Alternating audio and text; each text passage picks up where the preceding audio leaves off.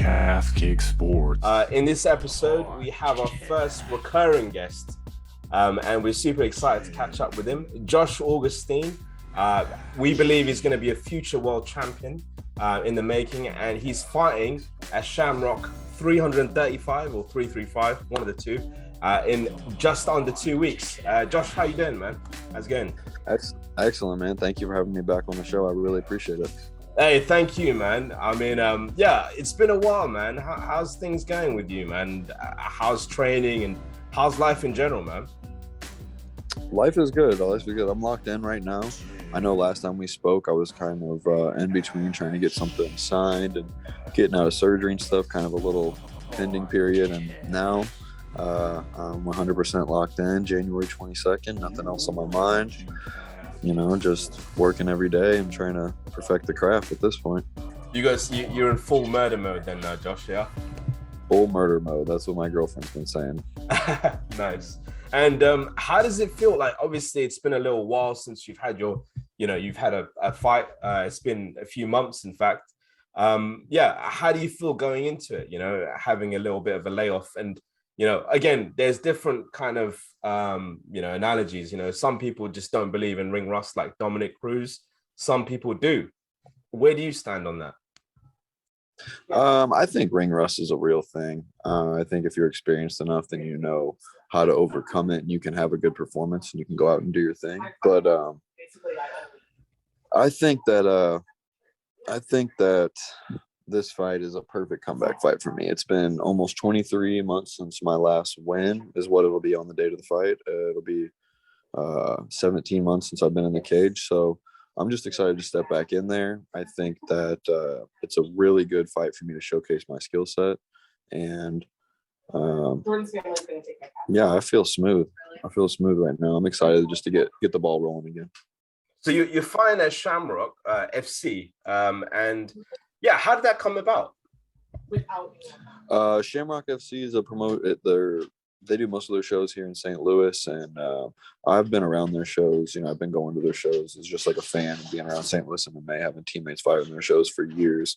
But we had never done business before.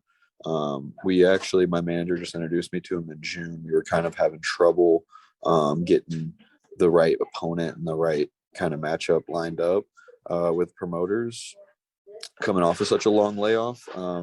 So they were able to work with us, and they took care of me. I was introduced to them in June, and it looked like we were going to do a show in October. It kind of fell apart, and we were able to make it happen, though.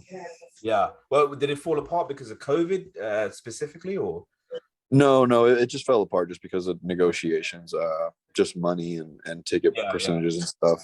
And then I needed a fight. I needed to fight more than anything, and they put on a great show. That's really all it comes down to. Now, correct me if I'm wrong, Josh. So I've done a little bit of research on the guy that founded the promotion, Jesse Finney. Is that right? Yes, sir. Yeah. So he was actually a former Strikeforce fighter, and just doing a little bit of research, and I like the fact that he's got this fighter's first attitude. When it comes to the promotion ethos, is that something that you tend to agree with, and how you've been treated, and all that kind of stuff? I've been treated very fairly. I think everyone has their own experience with it. I think I get treated really well by a lot of promotions because I move tickets. Yeah. But I just enjoy how they've helped me, getting rid of tickets, and the promotion's just getting started with their guys and stuff. But it's a nice AAA promotion. I feel like they're really taking care of me, and they're gonna do their best to build me up. So I'm grateful for that. Nice. And is the plan to possibly stick around a little bit, or just test the waters and go elsewhere? What's the plan for you, Josh, in 2022? I want to be really active this year. So I would like to fight on Shamrock a couple more times this year. I know their next show isn't until April or March, I'm pretty sure. Yeah. So I will have to see what happens after this fight. If something pops up and it's a good opportunity, then I'll definitely jump on that. I know that they'll probably want to work with me and give me another fight here in St. Louis, because I'm going to push a bunch of tickets for them. And my career is in a place right now where I could use maybe a couple more fights. So Yeah. we'll see. Hopefully we can get a couple more in. If I can become the champion of this promotion, I would honestly kind of like that, because I would be the champ of the two biggest promotions of St. Louis. And that hasn't been done before here. So Oh, that's really? kind of something. Wow. That's kind of something on my little checklist that I would like to, check off. But if I get called up to a big show, I'm not tripping about, nothing like that. Yeah, yeah, of course. Now, in terms of, obviously, like, you're planning a big 2022. How do you wish to end the year off? I know it's like we're just in January right now, but have you kind of got a goal in mind? Like, I want to do this by December. Yeah, I mean, honestly, 100%. I would like to be signed and fighting for, a big fight by that time. I want to be, on PFL, Bellator or something, and fighting some big names, or trying to get in for the finals and PFL. I think the sky's the limit this year for me. And I think that having a big first quarter this year and getting built up like I should be will give me an opportunity to have a Cinderella year. And that's what I'm looking to do. Yeah, that's what we're all hoping for, man. Can't wait to burst on the scene. Yeah, to see the journey. I mean, like, I've got this vision, man, of you being on the Contender Series, man, blowing someone's head off, man. It'd be amazing. That would be awesome. PFL they're starting their own Contender Series on February 18th. Oh, really? They're in out contracts. Yeah. I know a guy, David Evans, he's fighting on there. So hopefully I blow someone up on that Contender Series and we get after that check. Man, I can't wait, man. I can't wait. And Thank you.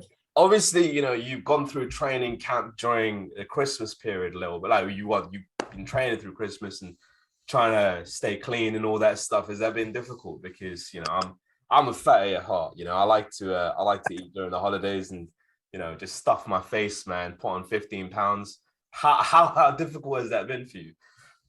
It wasn't too hard. I've been living a really clean lifestyle lately, so it's just enjoyable to just feel good and eat good and stick into my routine as much as possible. But I really do love spending time with my family and eating really good. I'm just like you, dude. I know after my career I'm going to blow up and I'm going to get fat, and I'm okay with that already. But I don't have a problem keeping it tight right now. I mean, I think I messaged you and I was like, if this sounds offensive, I apologize. But like, I don't know how you make 145, bro. I have no idea. Like, you look like a big dude, man. Like, you're 6'1", and you don't look 145 at all. Like, you don't look 145. Well, this fight will be at 55. Oh, is it 55? Good. Yeah, and we were trying to get I was gonna say, like, scoped out for right after for 55 as well, because I'm walking about 180 right now, and I could probably drag that down a bit, and then we can still make 45. But right now, I'm just sitting a little heavy with a little extra muscle mass just to have that pop for 155. I was gonna say, like, there was a video that you had, and I was like, I'm pretty sure this guy's like 190 or something right now, man. How's he gonna make 145? But yeah, that makes more sense that you're at 155. Is that the weight division you want to be at the foreseeable future, or are you going to go back to 145 at some point again? I think I'm most competitive. I think I'm very competitive at 145 with all the top guys right now. I think 155 is a very deep division, and I could see myself there at some point. If the weight cut's too difficult, I know I'm already competing with top 155 guys, like top contender guys. In the gym and stuff, and I've trained with a lot of guys that are signed to the UFC and stuff at 55, and I think I do really well against those guys. I just think at 145 I'm the top dog. I don't think there's an issue with anybody. I see myself being the top guy, but 155 it's a very, very steep division, and if I got to like I said, if I have trouble with the weight cut and I got to go to 55, then I got no problem making those adjustments and making it happen there. I really do believe in my skill set really anywhere. Do you feel like you could kind of out-muscle guys a little bit more at 145? Is that more of is that a reason as to why you prefer 145? Like, it's a little bit easier to kind of ragdoll a little, people. Honestly, I like a height advantage. I like a nice height advantage. I think at 145, I'm going to have a lot more of a height advantage, but I will also have that size, the strength advantage and the speed advantage at 145 against most guys. So having the height, reach, speed, strength, that's really hard to overcome, and especially whenever you add in the skill set and I can drop myself in there and really get into a flow. I'll be really tough to beat at 145. Nice. Now I'm going to change gears a little bit. Now I'm just, I'm going to think a little bit into the future. Let's just go a year and a half, and you've had a phenomenal year and a half. UFC call you up, yeah. They give you a shot. You beat a couple of guys. What's a perfect matchup for you in the UFC at featherweight? Could be anyone. You could even say Volkanovski. I don't care.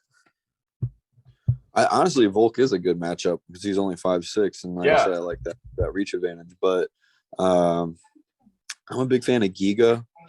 I think that'd be a fun match, because I would like to press forward. He pushes guys backwards and he puts people away because he pushes them backwards and hits them with those big kicks. But if you put the pressure going forward, that's the guy I want to see. And in Glory, he looks really, really good, but he does get beat by guys who do push forward with that high guard. So I think Giga, Alex, Max would be a fun one. I mean, that'd be a banger. He's going to be anyone who's good. It's going to be a banger with Max.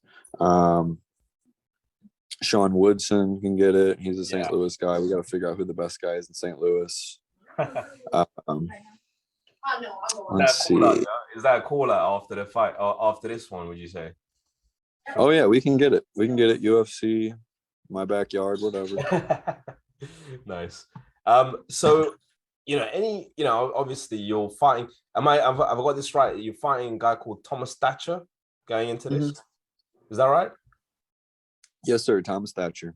Thomas Thatcher. So is there any kind of bad blood, or I mean, I know you're not really like that type of guy, but is there any bad blood, or is it just business as usual? It's just no bad blood. No, it's all business. I'm just grateful that he signed on the dotted line. Honestly, I'm a little surprised that he did. I that's just being honest. I fought good guys before, and I just don't see how he sees the outcome going his way at all. And I'm just grateful he took the matchup, took the fight, and hopefully it shows. How do you feel like you beat him, Josh? I think that if he doesn't find a way out and go down in the first 60 to 120 seconds, I'm going to put him in the hospital, whether that's just brutal knockout or a slam followed up by a vicious ground and pound, or maybe I trap an arm and break his shit apart. I don't know. Yeah, but you're a violent finisher, man. I've seen you fight as well. Ultimately, you go there for the finish, and I'm hoping for you even mentioned you want to highlight a real finish, don't you? Yes, sir. Highlight reel is what I'm shooting for in this one. I think that's what I was saying. It's a great matchup for that specifically. Nice, man. I can't wait for it. So yeah, going into kind of like, almost a little bit about your training. Is there any music that you're listening to kind of get you into war mode? War mode, no. I like to try and just chill and be in the moment as much as I can. So I listen to a lot of like Mac Miller, like J. Cole, flowy lyricists, like hip hop that, stuff that I can relate to and just kind of ride to. I don't I don't like to get too fired up or get too into it. I just try to stay in the moment and do my thing. Man, you basically hit the nail on the head, as to who's my favorite. He's my favorite rapper of all time, J. Cole. At least my top three. I think he's phenomenal, man. If you don't like J. Cole, there's something wrong with you, isn't there? Yes, absolutely. That's what I was saying, though. It's like I guess we're like old now. Like we like old people rap now, There's so many like new guys I don't even know who they are now. Like, damn. Exactly, man. I don't know. I'm listening to the same old albums for like 5 years now. Yeah, I'm too old to be listening to all this new stuff, man. New school stuff. I don't really get it. Yeah, young boy. Yeah. It just sounds like trash to me, man. Complete trash. Dude, I feel the same way. So I don't know if we're getting older, the music's getting worse, or. I know. We into good music, man. We're not into any of that. Yes, sir. Yes, sir. Yes, sir. Any true hip hop head, will know, that it's taking a downslide, man. You gotta look at the rappers that are past the age of 30 to have anyone good these days, which sucks. Yes, sir. It's just facts, isn't it, man? Ultimately. Yes, sir. So look, I'm gonna just switch away from the fighting a little bit, like fighting questions. Is there anything you veg out to, like after training? I'm sure the last thing you want to do is just think about fighting right after going through a strenuous training day. Do you do anything? What do you do at home? Do you like just veg out in front of any TV shows or anything like that? Recently we've been watching Entourage on HBO Max. We watched Entourage, and before that we were just finished the Sopranos. Hey, So that's kind of what we're doing. Yeah, that's what we've been kind of watching. So we'll kind of lay out on the floor and stretch and wind down and watch our shows. I fill up like buckets of ice and put my feet in them. yeah. So always all beat up and we'll watch our shows. Did you finish Sopranos? Yeah, we finished it. There's a spoiler alert for everyone else here. So, if you haven't watched Sopranos, just don't listen to the next bit. What did you think of the ending? The blackout ending. Weird, isn't it? I'm torn because it is like I want to have some type of conclusion in my mind, but I'm okay with it because like it kind of makes sense that it never really ends because whether Tony gets hit or he keeps moving on, the family continues, people die. They keep doing the thing. I was so pissed off, man. I watched Sopranos when I was like 17, 18, and I finished it in literally less than a year. I was so fucking pissed off with that ending, man. I was like, how dare they? Like, is he dead? What happened? Like, because I downloaded it illegally, of course. And I thought I downloaded some really shitty copy, and then I Googled it, and I was like, the fuck, man? Like, it's a cop out. You're sitting there for an hour, like, how do I find the ending? Yeah. How do I find the ending? And then I Googled it, and then they're like, no, that is literally the ending. There was even fans, at the time, because I think it ended in 2004. And we would have been kids then, but it ended like way back, or 2007. And literally, there were people going, "What just happened, man? What just happened to the ending for that show, man?" It was very strange. Especially because back in the day, you had to wait a week for an episode at a time. Yeah, so it was years and years and years of build up to that, and then I know. black. Have you heard about the new movie? In fact, there's a new movie coming out. I did. I actually tried to rent it right after we finished the show. And you could only buy it on YouTube. You can't even rent it. You could only buy it for $20. I was like, yeah, you could buy it on YouTube, but you can't rent it. So I was like, I'm not gonna buy it. I wouldn't rent it. I want to at least watch it and see. It's actually his son as well. Crazy. Have you seen it? No. But I was like watching the trailer, and I was like, that's strange. Like, how did they get the kid to look exactly like James Gandolfini? It's his son. Yeah, it's his son. Isn't that awesome? Yeah, that's so cool, man. That's so good. Yeah, great show though. Yeah, one of the best shows of all time. Definitely, man. I think that Breaking Bad is up there for me. For sure. Yeah, Game of Thrones would have been, but then they fucked it up hard, like really, really badly. And it was just fucking. Did you ever watch it? I haven't started it. I've never watched Thrones. You know what? You probably got put off because of all the people putting you off with the weird last 2 seasons. But yeah, that's another amazing show if you're into kind of that fantasy stuff. If you're not, then just don't bother with that shit. Yeah, that's what I was thinking. I'm not too much into the sci-fi stuff, so I wasn't gonna go there. Have you seen Entourage though? I have, man. I watched every single episode, but funnily enough, I don't remember any of them because I was high for every single one. Like, oh man, you gotta go back. Yeah, I literally smoked. I think I started watching it at 18, and I was just high for every single one. I don't remember anything. The one thing I do remember is the penis one where he gets a fake penis out, and they do a fake test or something like that. I can't remember. That's the only thing I can remember. Oh, sorry about that. No. Yeah, I was saying we had just finished The Sopranos, and my girl and I were just chilling. We were gonna try and find something to watch, and I had seen all of them before. Watch Ozark. Ozark, yeah. I tried to watch like the first couple episodes, and I was like, you didn't like it? Wow. We're from here. Like that show's based. I forgot. I'm like, this isn't real. I can't do this. And Jason Bateman kind of gets me a little depressed, like his depression wears on me. I don't know about him. I like Jason Bateman a lot, man. I just like him in everything. He's great. I think he's great personally. No, he's good. He's really good in some stuff, especially whenever he's like kind of like being a prick. Like that's always really funny to me. Yeah, he's pretty good, man. But yeah, Josh, I'm gonna like give you the final word, man. Where can we find you? I'd like to know where we can find you fight as well. And if you got the if you know where to put the links up, we're gonna repost that for you for sure, man. Awesome, thank you so much, bro. Get the Fight TV app. You can watch your bare knuckle fighting championship right there. You can also watch me on Shamrock FC on January 22nd. Follow me on Instagram, J_Augie145.